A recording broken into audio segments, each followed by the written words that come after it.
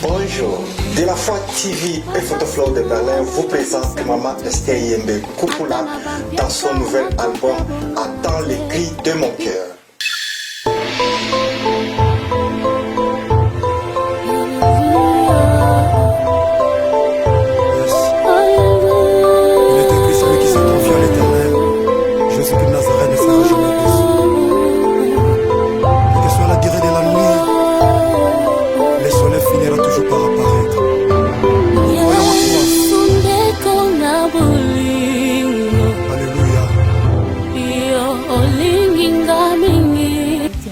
Attends les cris de mon cœur, cet album tant attendu est déjà sur les marchés en DVD et CD.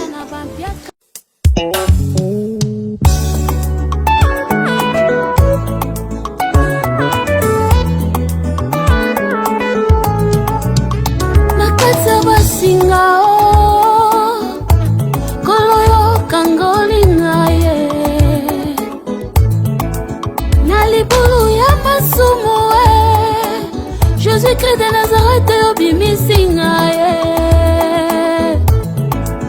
na makila na yo ya talo usukolinga nakomi peto engayo yango lelo nazoyembela yo zembo ya bolingo euti na motema nanga.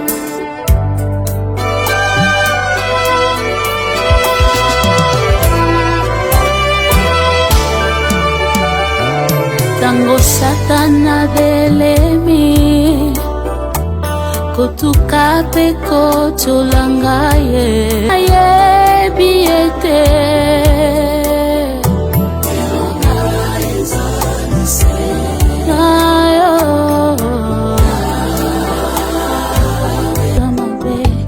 otaleli moto akokufa ye olaleli nzete kokoya ye tikanga na bwaka miso nanga ekolo esika lobiko eko sekure nanga izanga yo elikia nanga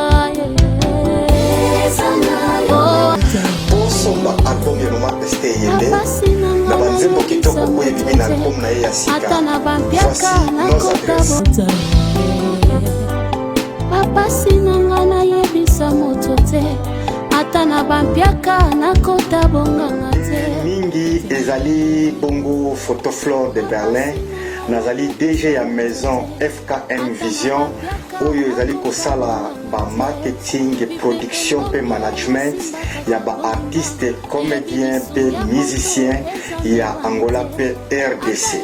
Na lelo na ye komela bino programme ya Maman Esther Yembe Kupula ya ba album na ye sebini oyo ezalaki bongo produit na De La Foi TV kobanda lelo akomi manager na FKM Vision Production. Album esi ebimi toza deja na ba DVD oyo balingi kosoutenir Maman Esther Yembe Kupula bakontakte biso na baadresse oyo ezali koleka na se. Oyo bazali na Europe to na Amerique bobengi biso na baadresse oyo ezali koleka soki na Europe soki na Amerique tokotikela yo DVD na na poste soki obengi biso. Oyo bazali na Angola pe tozali pe na adresse na to na maison na biso FKM Vision TV ezali na Angola kuna pe ba information ezali. Oyo bazali bongo na Kinshasa bokoki pe kobenga na De La Foi TV to boleki na immeuble Apocalypse 22 oyo ezali bongo na Masina kuna pe bokozwa ba information ya vente ya ba DVD ya Maman Esther Yembe. Merci, que Dieu vous bénisse. Flore Kupula, manager. Merci pour le lobby boy. Voilà la songe Charlie Pouloulou. Et ça, oui, mais le moment où tous abonnés. Photoflore Vision TV. Yehuda Bouti, FKM Vision TV.